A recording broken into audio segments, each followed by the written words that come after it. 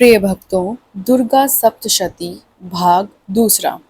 ओम मध्यम चित्र के विष्णु ऋषि महालक्ष्मी देवता उनशिक्षिंद शकंबरी शक्ति दुर्गा बीज वायु तत्व और यजुर्वेद स्वरूप हैं। श्री महालक्ष्मी के प्रसन्नता के लिए मध्यम चित्र के पाठ में इसका विनियोग है। मैं काल कमल के आसन पर बैठी हुई प्रसन्न मुख वाली महिषासुरमर्दानी भगवती महालक्ष्मी का भजन करता हूँ, जो अपने हाथों में अक्षमाला, फरसा, गदा, बाण, व्रज, पद, धनुष, कुंडिका, दंड, शक्ति, खगड़, डाल, शंख, घंटा, मधुपात्र, शूल, पाक्ष और चक्र धारण करती हैं।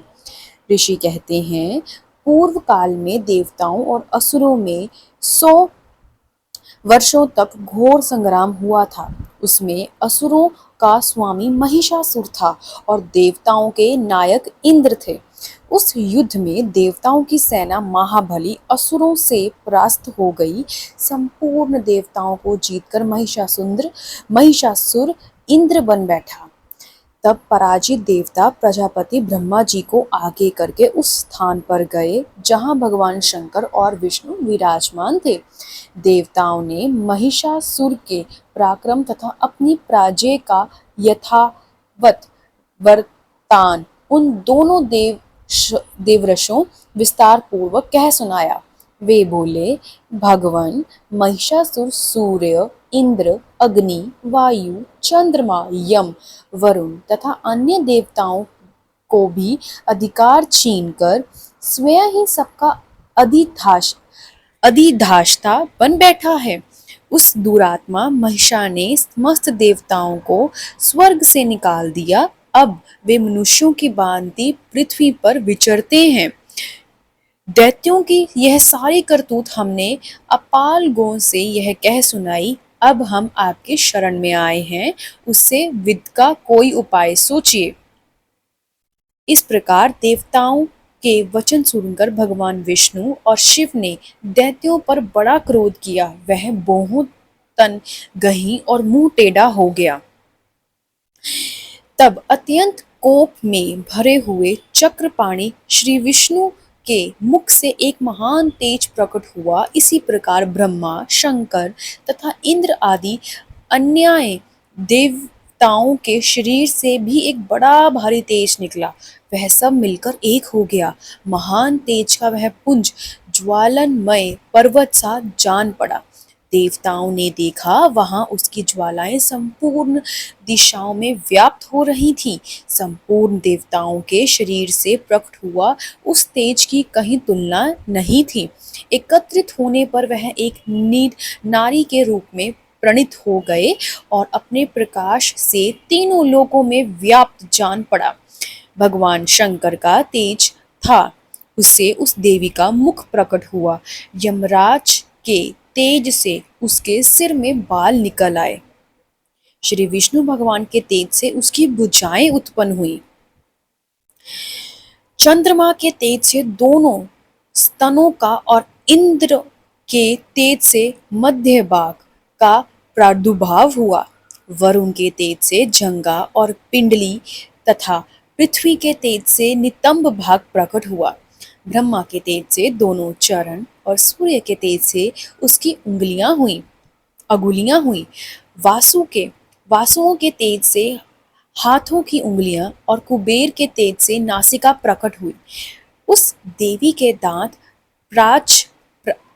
प्रजापति के तेज से और तीनों नेत्र अग्नि के तेज से प्रकट हुए। उसकी बाहों संध्या के और कान वायु के तेज से उत्पन्न हुए थे।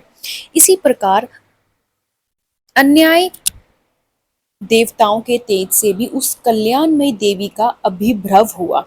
तदंतर समस्त देवताओं को तेज पुंज से प्रकट हुई देवी को देखकर महिषासुर के सताए हुए देवता प्रसन्न हुए।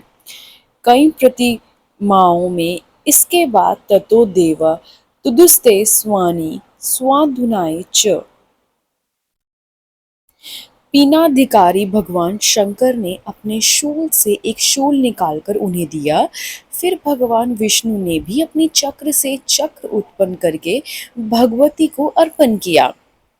वरुण ने भी शंख भेंट किया, अग्नि ने अपनी शक्ति दी और वायु ने धनुष तथा बाण से भरे हुए दो तरकस प्रदान किए। सहस्त्र नेत्र वाले देवराज इंद्र ने अपने वज्र से उत्पन्न कर दिया और ऐरावत हाथी से उतारकर एक घंटा भी प्रदान किया।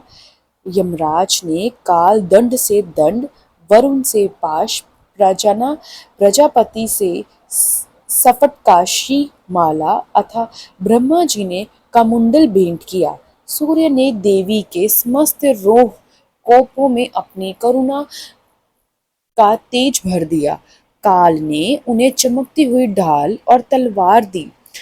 शेर समुद्र ने उज्जवल हार तथा कभी जीर्ण न होने वाली दो दिव्य वस्त्र भेंट दिए। साथ ही उन्होंने दिव्य चूड़मणि, दो कुंडल, कड़े, उज्ज्वल, अभद्रचंद्र, अर्धचंद्र, सब बाहों को लिए कुंवर, दोनों चरणों के लिए निर्मल नुपुर, गले की सुंदर हंसली की सब उंगलियों में पहनने के लिए रत्नों की बनी अंगूठियां भी दी। विश्वकर्म ने उन्हें अत्यंत निर्मल फरसा भेंट किया। साथ ही अनेक प्रकार के अस्त्र और अभद्र कवच दिए। इनके सिवा मस्तक और वक्ष स्थल पर धारण करने के लिए सभी कोहला वाले कमल कोलों की मालाएं दी। जल्दी ने उन्हें सुंदर कमल का फूल भेंट किया। हिमालय ने स्वीकार के लिए सिंह तथा भांति भांति के रत्न समर्पित किए। ध्यानाध्यक्ष कुबेर ने मधु से भरा हुआ पान पात्र दिया तथा संपूर्ण नागों को राजा शेष ने, जो इस पृथ्वी को धारण करते हैं, उन्हें बहुमूल्य मणियों से विभूषित नागाहार भेंट दिया। इसी प्रकार अन्य देवताओं ने भी आभूषण, अस्त्र शस्त्र देकर देवी का सम्मान किया। तत्पश्चात उन्होंने बारंबार अट्टासमपूर्वक उच्च स्वर से गर्जना की। उनके भयंकर नाद से संपूर्ण आकाश गूंज उठा। देवी का यह अत्यंत उच्च स्वर से किया हुआ सिंहनाद कहीं समा ना सका। आकाश उसके सामने लघु प्रतीक होने लगा। उससे बड़े जोर की प्रतिध्वनि हुई, जिससे संपूर्ण विश्व में हलचल मच गई और समुद्र कांप उठा, पृथ्वी डोलने लगी और समस्त पर्वत हिलने लगे। उस समय देवताओं ने अत्यंत प्रसन्नता के साथ सिंहवाहिनी भवानी से कहा, देवी तुम्हारी जय हो। साथ ही महिषासुरों ने भक्ति भाव से विनम्र होकर उनका संतवन किया। महर्षियों ने भक्ति भाव से विनम्र होकर उनका स्तवन किया। संपूर्ण त्रिलोक के योगग्रस्त देख दैत्यगण अपनी समस्त सेनाओं के कवच हाथ से सुसज्जित कर हाथों में हथियार से सहसा उठकर खड़े हो गए। उस समय महिषासुर ने बड़े क्रोध में आकर कहा, यह क्या हो रहा है? फिर वह संपूर्ण असुरों से घिरकर उस सिंहनाद की और लक्ष्य करके दौड़ा और आगे पहुंचकर उसने देवकी को देखा, जो अपने प्रभाव से तीनों लोकों को प्रकाशित कर रही थी। उनके चरणों को भोर से पृथ्वी दबी जा रही थी। माथे के मुकुट से आकाश में रेखा सी खिंच रही थी तथा वे अपने धनुष की टंकार से सातों पाताल लोकों सुशोभित कर देती थी। देवी अपने 1000 भुजाओं से संपूर्ण दिशाओं को आच्छादित करके खड़ी थी। तदंतर उनके साथ दैत्यों का युद्ध छिड़ गया।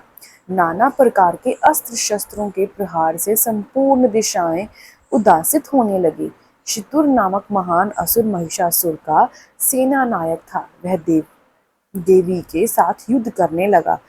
अन्य दैत्यों की चतुरंगनी सेना साथ लेकर चामर भी लड़ने लगा। 60,000 हाथ रथियों के साथ आकर उदर्ग नामक महादैत्य ने लोहा लिया। 1 करोड़ रथियों साथ लेकर महान हनु नामक दैत्य युद्ध करने लगा, जिसके रोए तलवार के सामने तीखे थे।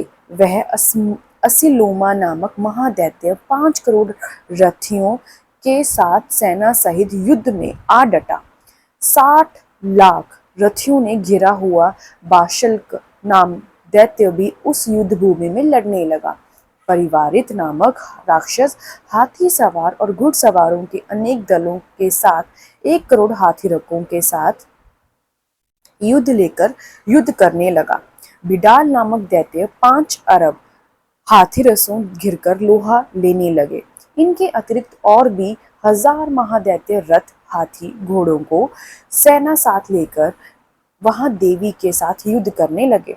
स्वयं महिषासुर उस रणभूमि में कोटि कोटि सशस्त्र रथ, हाथी और घोड़ी के सेना से घिरे हुए खड़ा था। वे दैत्य देवी के साथ तमार, बिंदीपाल, शक्ति, मुसूल, खगड़, परशु, पिटिश आदि अस्त्र शस्त्रों का प्रहार करते हुए युद्ध कर रहे थे। कुछ दैत्यों ने उन पर शक्ति का प्रहार किया, कुछ लोगों ने पाश फेंके तथा कुछ दूसरे दैत्यों ने खगड़ प्रहार करके देवी को मार डालने का उद्योग किया। देवी ने भी क्रोध में भरकर खेल खेल में ही अपने अस्त्र शस्त्रों की वर्षा करके दैत्यों को समस्त अस्त्र शस्त्र काट डाले। उनके मुख पर प्रक्षम तथा थकावट रंच मात्र भी चिन्ह था और ऋषि उनकी स्तुति करते थे। वे भगवती परमेश्वरी दैत्यों के शरीरों पर अस्त्र शस्त्रों की वर्षा करती रहीं। देवी का वाहन सिंह भी क्रोध में भरकर गर्दन के बालों को हिलाता हुआ असुरों की सेना में इस प्रकार विचरने लगा मानो वनों में देवनाल्य फैल रहा हो। रणभूमि में दैत्यों के साथ युद्ध करती हुई अंबिका देवी ने जीतना नी विश्वास छोड़े। वे सभी तत्काल सैकड़ों हजारों गणिकों के रूप में प्रकट हो गए और परशु, बिंदीपाल, खगड़ तथा पिटुष आदि अस्त्रों द्वारा असुरों के सामना करने लगी। देवी का शक्ति से बढ़ा हुआ वे गण असुरों का नाश करता हुआ नगाड़ा और शंख आदि बाजा बजाने लगा। उस संग्राम महोत्सव में कितने भी गण मृदंग बजा रहे थे। तदंतर देवी ने त्रिशूल से, गदा से, शक्ति की वर्षों से और खगड़ आदि से सैकड़ों महादैत्यों का संहार कर डाला। कितनों को घंटे के भयंकर नादी से मूर्छित कर मार गिराया। बहुतरों दैत्यों के पोशाक बांधकर धरती पर घसीटा। कितने ही दैत्य उनकी तीखी तलवार की मार से 2-2 टुकड़े हो गए। कितने ही गदा की चोट से घायल हो धरती पर सो गए। कितने ही मुसली की मार से अत्यंत आहत होकर रक्त वमन करने लगे। कुछ दैत्यों ने शूल से छाती फट जाने का कारण पृथ्वी पर ढेर हो गए। उस रणगांगण में बन समूह के विष्टते कितने ही असुरों की कमर टूट गई। बाजा की तरह झपटने वाली देवी पिंडिक दैत्यगण अपने प्राणों से हाथ धोने लगे। किन्हीं बाहें छिन हो गई, कितनों की गर्दन कट गई। कितने ही दैत्यों के मस्तक कट कट कर गिरने लगे। कुछ लोगों के शरीर मध्य भाग से विदीर्ण हो गए। कितने ही महोदय झांग कट जाने से पृथ्वी पर गिर पड़े। कितनों की देवी एक बाह, एक पैर और एक नेत्र वाले करके 2 टुकड़ों में चीर डाला। कितने ही दैत्य मस्तक कट जाने पर भी गिरकर फिर उठते जाते। केवल धड़ते ही रूप में अच्छे अच्छे हथियार हाथ में ले देवी के साथ युद्ध करने लगते। दूसरे कतंब युद्ध के बोंजों के लय पर नाचते थे। कितने ही बिना सर के धड़ हाथ में खगड़, शक्ति और दृष्टि लिए दौड़ते और तथा दूसरे महादैत्य ठहरो ठहरो यह कहते हुए देवी के युद्ध के लिए ललकारते हुए वहां जहां वह घोर संग्राम हुआ था वहां की धरती देवी के गिराए हुए रथ, हाथी, घोड़े, असुरों की लाशों से ऐसी पट गई थी कि वहां चलना फिरना असंभव हो गया था। दैत्यों की सेना में हाथी, घोड़ी और असुरों के शरीर से इतनी अधिक मात्रा में रक्तपात हुआ था कि थोड़े ही देर में वहां खूनों की बड़ी बड़ी नदियां बहने लगी। जगदम्बा ने असुरों की विशाल सेना को क्षण भर में नष्ट कर दिया, ठीक उसी तरह जैसे तृण और काठ के भारी ढेर को आग कुछ ही क्षणों में भस्म कर देती है। और वह सिंह भी गर्दन के बालों को हिला हिलाकर जोर जोर से गर्जना करता हुआ दैत्यों की शरीर से मानो उनके प्राण चुन लेता था। वह दैत्यों की गणों ने भी उन महादैत्यों के साथ ऐसा युद्ध किया जिसका आकाश में खड़े हुए देवतागण उन पर बहुत संतुष्ट हुए और फूल बरसाने लगे। और इसी तरह दूसरा अध्याय पूरा हुआ। प्रिय भक्तों, ये था दुर्गा सप्तशती का भाग दूसरा। अगली वीडियो में हम भाग तीसरे की चर्चा करेंगे। इसके लिए चैनल को सब्सक्राइब और इस वीडियो को लाइक अवश्य कर दें। कमेंट बॉक्स में भी ज़रूर लिखें, जय माँ दुर्गा।